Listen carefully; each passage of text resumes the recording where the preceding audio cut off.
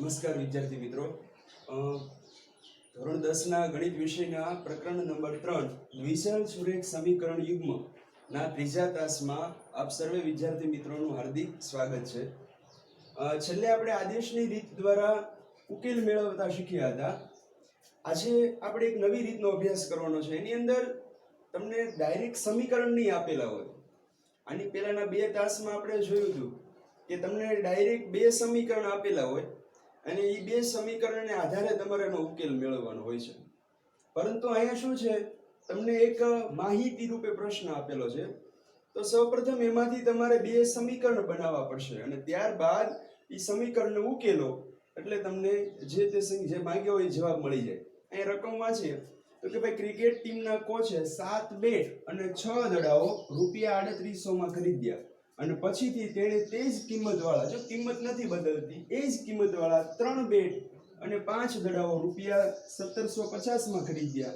તો એક બેટ અને એક દડાની કિંમત શોધો.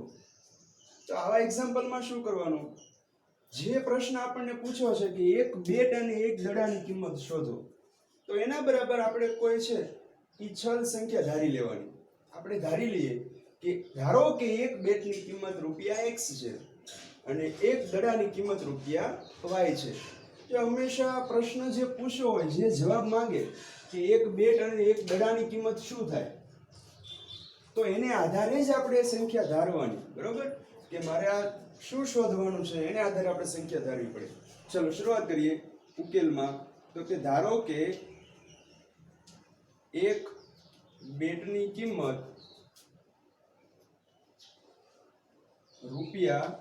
₹x છે અને દડાની કિંમત શું ધારી લઈએ, એક બેટની ધારીએ છીએ અને એક દડાની કિંમત ₹y છે. એક બેટ અને એક દડાની કિંમત ધારી લીધી. હવે માહિતી વાંચો તો એમાં તમને જણાશે કે ક્રિકેટ ટીમનો કોચ છે 7 બેટ અને 6 દડાઓ કંઈક ₹3800 ખરીદે. તો એક બેટની કિંમત x રૂપિયા હોય તો એ 7 બેટ ખરીદે. તો 7 બેટની કિંમત કેટલી થાય, 7x થઈ ને. અને એક દડાની કિંમત y રૂપિયા છે. એવા કેટલા દડા ખરીદે છે, 6 દડાઓ. તો એની કિંમત કેટલી થઈ છે, 6y જેટલી. અને બે કુલ મળીને કેટલા રૂપિયામાં લાવે છે, તો કે ₹3800. એટલે એ બંને પદનો સરવાળો થશે. તો ચલો પેલા એ વિધાન લખવાનું કે ક્રિકેટ ટીમના કોચ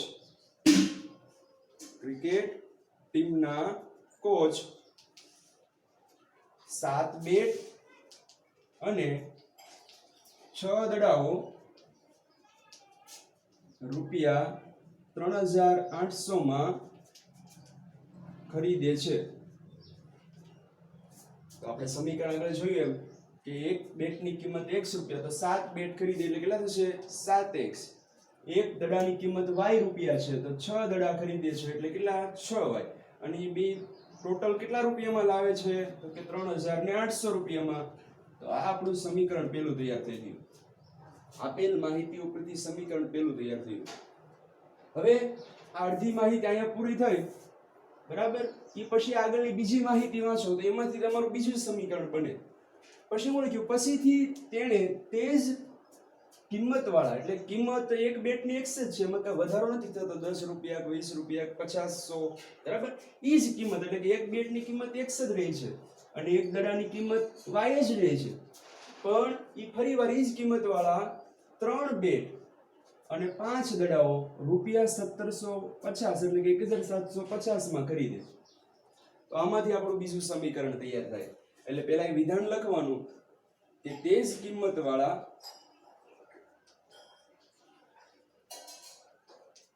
કેટલા બેટ, 3 બેટ અને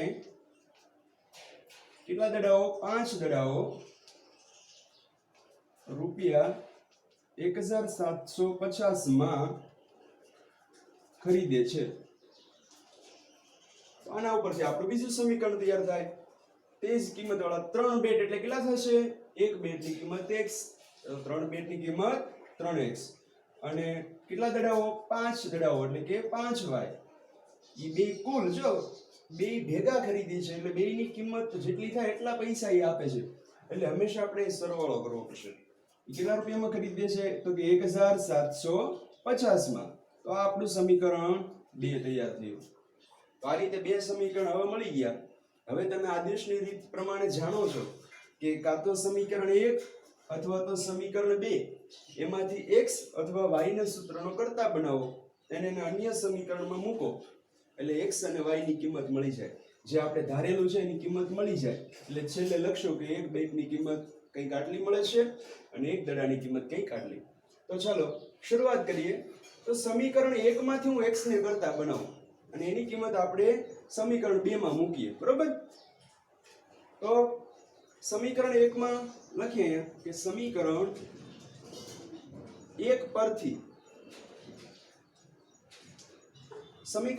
આમાંથી x ને કરતા બનાવું તો 6y છે એ બરાબરની આ બાજુ આવશે. એટલે શું થશે?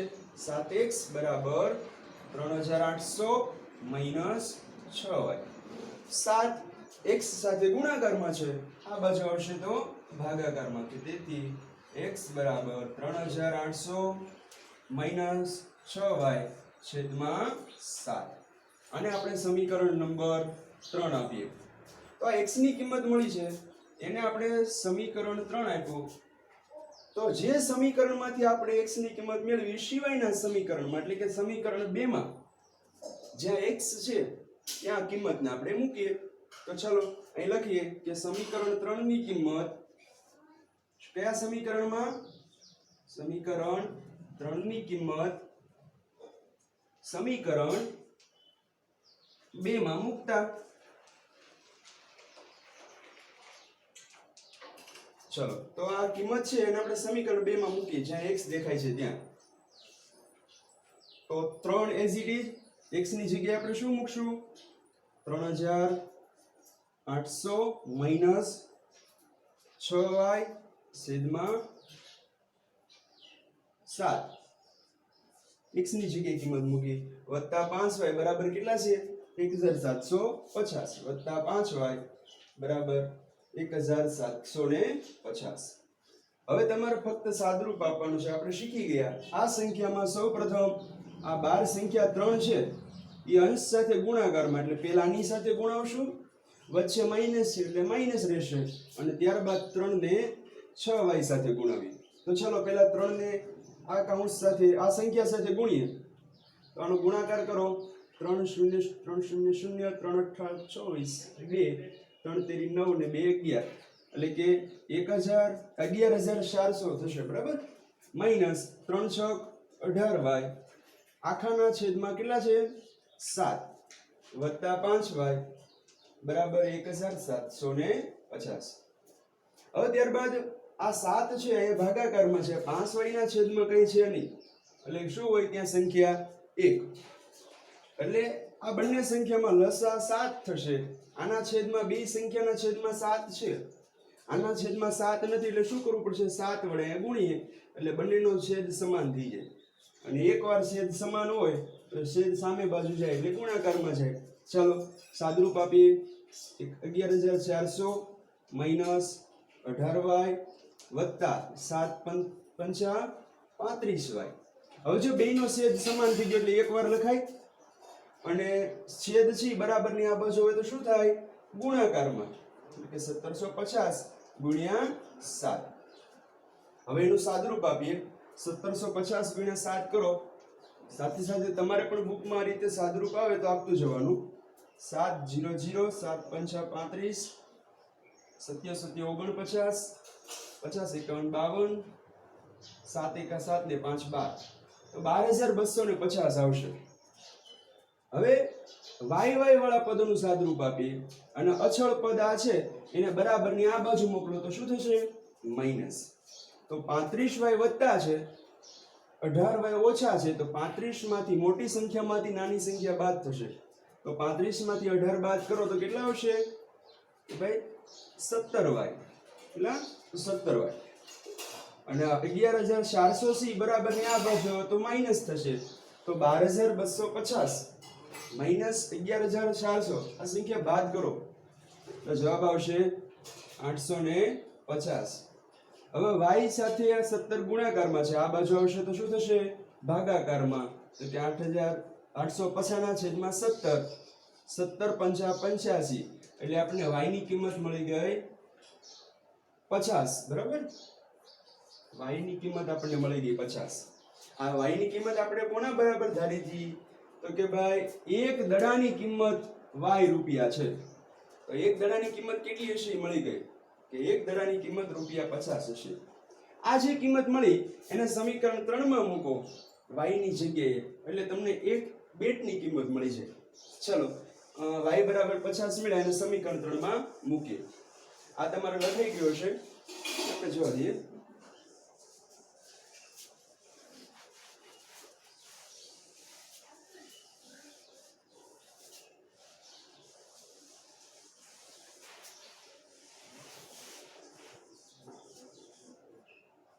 चलो અહીંયા શરૂઆત કરીએ y બરાબર 50 સમીકરણ કયા સમીકરણમાં મૂકશું 3 માં મૂકતા ચલો y દેખાઈને 50 મૂકીએ તો કે x બરાબર 3800 - 6 ગુણ્યા y ની જગ્યાએ કેટલા મૂકશું 50 છેદમાં કેટલા છે 7 ચાલો સાદુરૂપ આપો 3800 - 6 પંચા 30 કેટલા થશે 300 છેદમાં 7 3800 - 300 એટલે કેટલા થશે 3500 એને ભાગ્યા 7 3500 ભાગ્યા 7 સાદુરૂપ આપશો એટલે જવાબ આવશે 500 એટલે કે આપણને એક બેટની કિંમત મળી ગઈ કેટલી મળી 500 રૂપિયા x ની કિંમત મળી ગઈ ને x બરાબર 500 તેથી x બરાબર 500 તો x અને y ની કિંમત મળી જાય પછી જે આપણે ધારેલું હોય ઈ લખવું પડે ઘણા વિદ્યાર્થીઓ કરે x અને y ની કિંમત મળી જાય એટલે દાખલો પૂરો સમજે પણ ના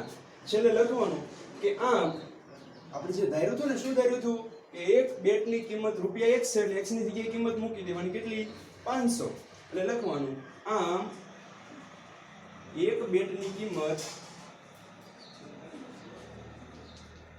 રૂપિયા 500 મળે તથા એક દડાની કિંમત રૂપિયા 50 મળે ખૂબ સરળ દાખલો હતો ફક્ત આપણને જે માહિતી આપી એના ઉપરથી બે સમીકરણ બનાવતા આવડી ગયા અને સાદુરૂપ આપણને સચોટ આવડે તો આ એક્ઝામ્પલ આપણે સરળ રીતે ગણી શકીએ તો ચાલો આવો છે બીજો દાખલો એક્ઝામ્પલ ગણીએ એકવાર આ સાદુરૂપ જોઈ લ્યો અને તમારી બુકની અંદર એ દાખલો ગણી લ્યો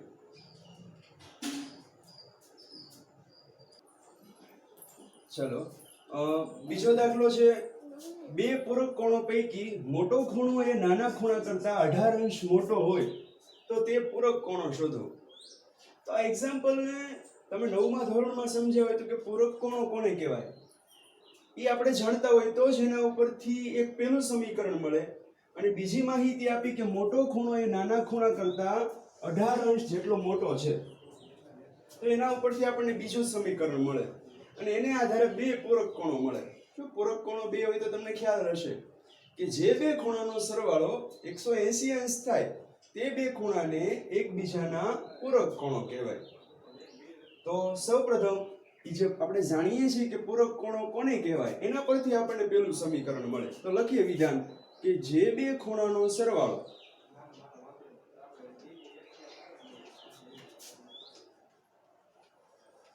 180 અંશ થાય તે બે ખૂણાને એકબીજાના પૂરક કોણ કહે છે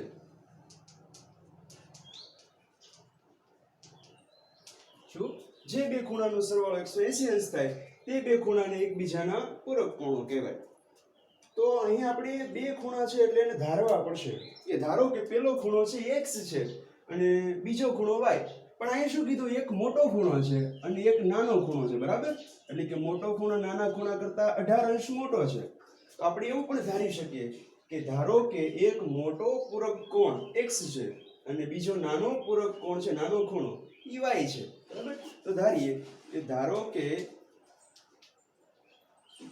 એક મોટો ખૂણો અથવા તો મોટો પૂરક કોણ x છે તથા બીજો નાનો પૂરક કોણ કેવો છે y છે આવું આપણે ધારી લીધું હવે જે પેલી માહિતી આપી હતી કે બે ખૂણાનો સરવાળો 180 અંશ થાય બરાબર આ બે ખૂણાનો સરવાળો 180 અંશ થાય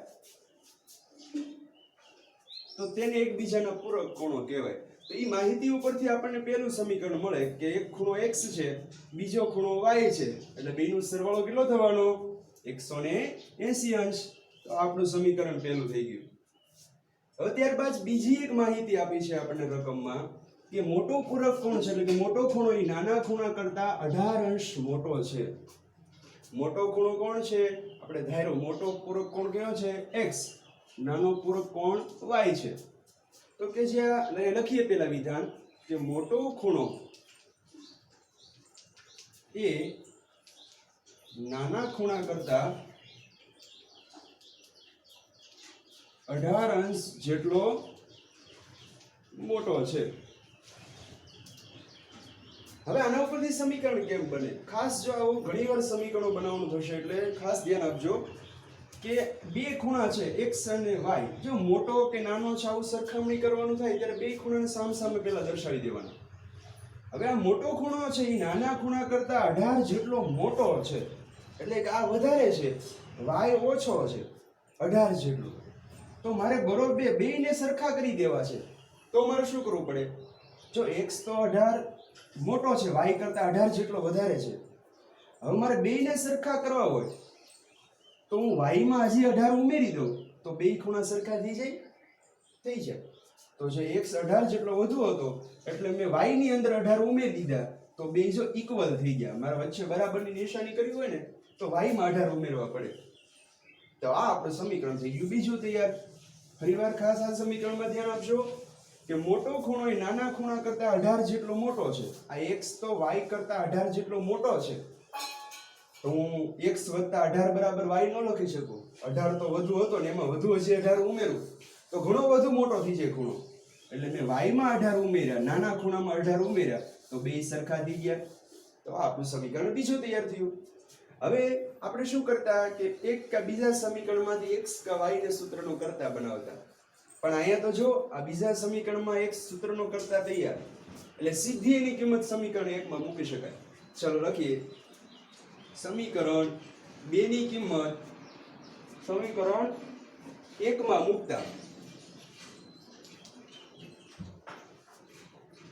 સમીકરણ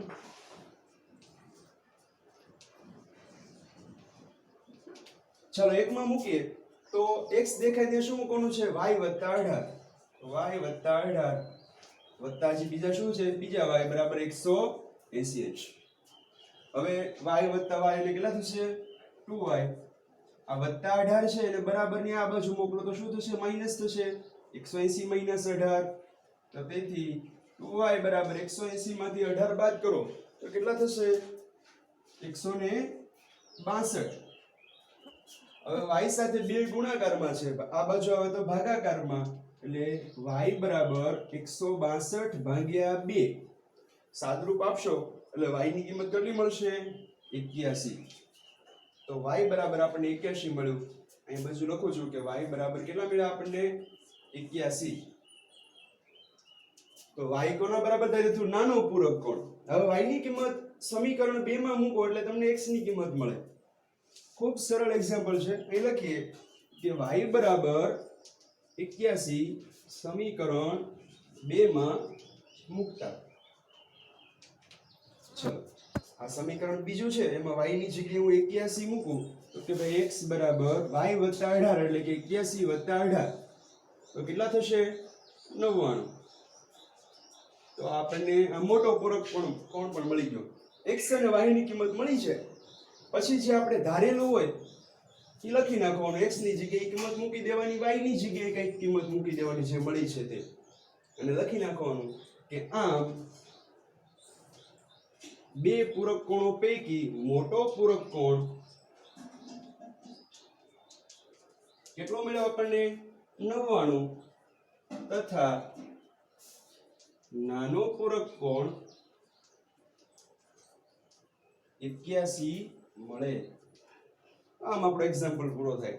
અને જો આ એક્ઝામ્પલોમાં ખૂબ સરળ બાબત અને ખૂબ રસપૂર્વક બાબત એ છે કે આ જે જવાબ તમને મળ્યા ને x અને y ના, એને તમે પહેલા કે બીજા સમીકરણમાં મૂકો તો બેયના જવાબ સરખા આવે. જો આ x બરાબર 99 મૂકો, x ની કિંમત 99 મૂકો અને y ની કિંમત 81 મૂકો તો 99 + 81 એટલે કેટલો જવાબ આવી જાય? 180. એટલે તમે ગણેલો જવાબ સાચો છે કે ખોટો એ પણ તમે આ એક્ઝામ્પલની અંદર ચકાસી શકો.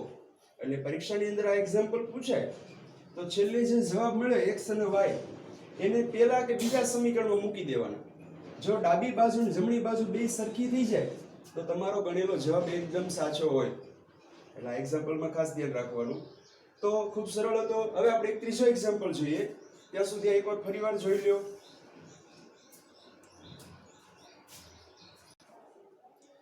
ચલો આ ત્રીજા દાખલાની રકમ જુઓ તો કે ભાઈ બે સંખ્યાનો તફાવત 26 છે તથા એક સંખ્યા બીજી સંખ્યાથી 3 ગણી છે તો તે બે સંખ્યા શોધો.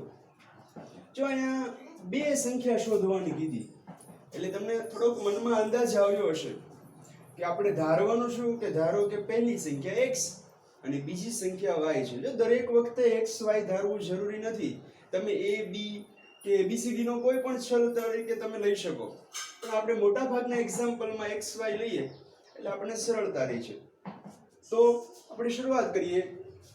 પ્રશ્નમાં બે સંખ્યાઓ શોધવાની કીધી છે એટલે આપણે ધારી લઈએ કે ધારો કે પહેલી સંખ્યા x છે તથા બીજી સંખ્યા y છે. આવું આપણે ધાર્યું. હવે જે માહિતી આપી છે એને બે વાર વાંચો તો જ તમને સમીકરણો બનાવતા ખ્યાલ આવે. જો પેલી માહિતી આપી કે બે સંખ્યાનો તફાવત 26 છે, આ પેલું આટલું વિધાન છે, આમાંથી આપણે એક સમીકરણ બનાવી શકીએ કે બે સંખ્યાનો તફાવત કેટલો છે?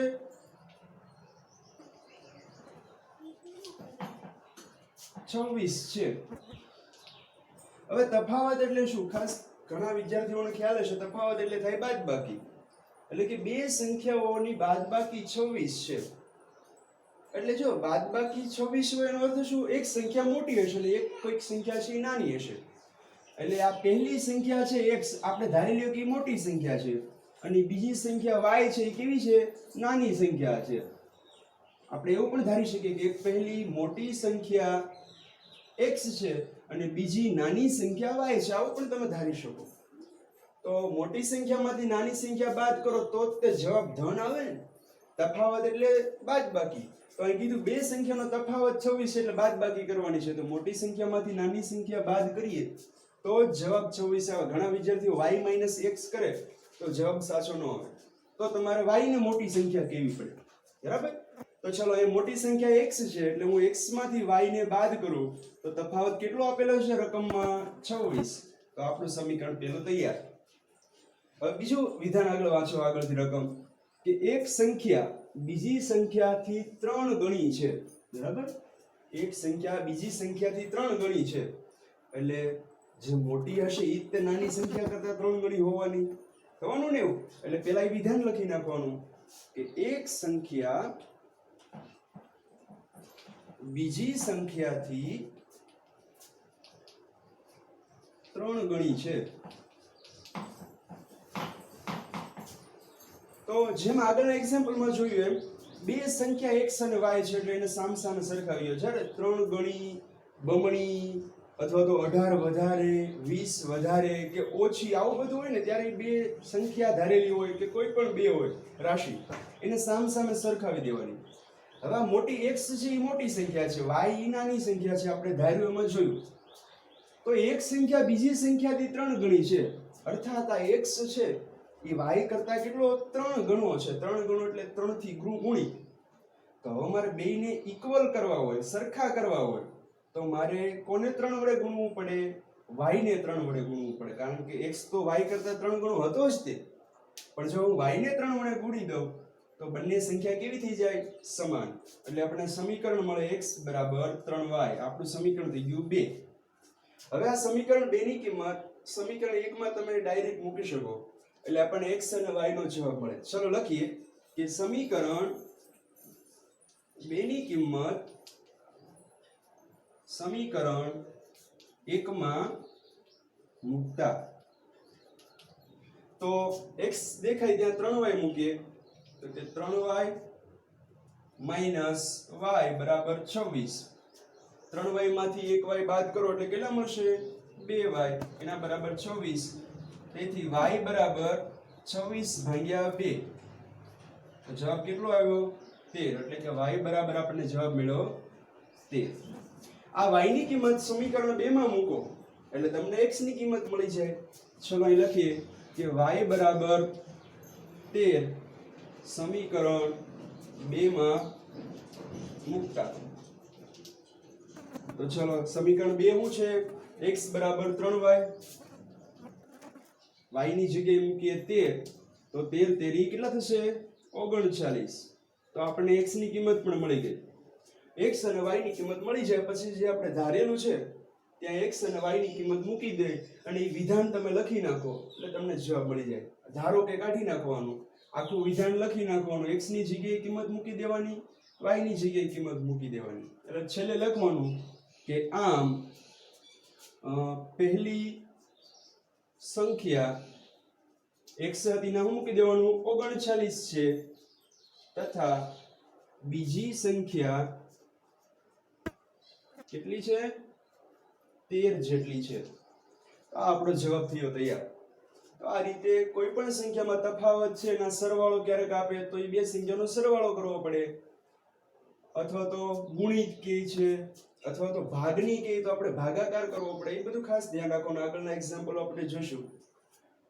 પછી આગળ એક સંખ્યા બીજી સંખ્યાથી 3 ગણી છે ત્રીજા ભાગની છે બમણી છે 5 ગણી છે એવું બધું કે તો આપણને ખ્યાલ હોવો જોઈએ કે ગુણિત ગણી કે તો આપણે ગુણવું પડે ભાગની કે તો આપણે ભાગાકાર કરવો પડે. બરોબર. તો બહુ સરળ એક્ઝામ્પલ હતો. આવા જ બીજા એક્ઝામ્પલો સાથે અને નવી રીત લોકની રીત સાથે ફરીવાર આગળના તાસમાં મળશું. ત્યાં સુધી અસ્તુ જય હિન્દ.